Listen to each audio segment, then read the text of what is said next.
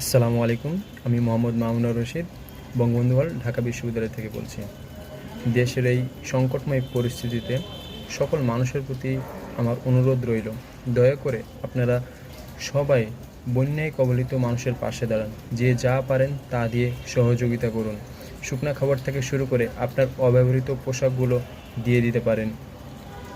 এবং সবার কাছে বিশেষ চাওয়া রইল, আমরা জানি আল্লাহ সব কিছুর মালিক, তিনি সব কিছুর নিয়ন্ত্রক। আমরা রাতে অন্তত 2 রাকাত সালাত আদায় করে বন্যায় কবলিত মানুষদের জন্য দোয়া করতে পারি, যেন এই সংকটময় পরিস্থিতি আমরা দ্রুত কাটিয়ে উঠতে পারি। বিভিন্ন সংগঠন, ডিপার্টমেন্ট থেকে ফান্ড কালেকশনের কাজ চলমান রয়েছে। আপনারা যে যা পারেন তাই দিয়ে সহযোগিতা করুন। আজকে যারা বন্যায় কবলিত হয়েছে তারা আমাদেরই মা, বাবা, ভাই, বোন। আজকে যদি তাদের পাশে না দাঁড়াতে পারি তাহলে মানুষ হিসেবে পরিচয় দেওয়াই যেন বৃথা।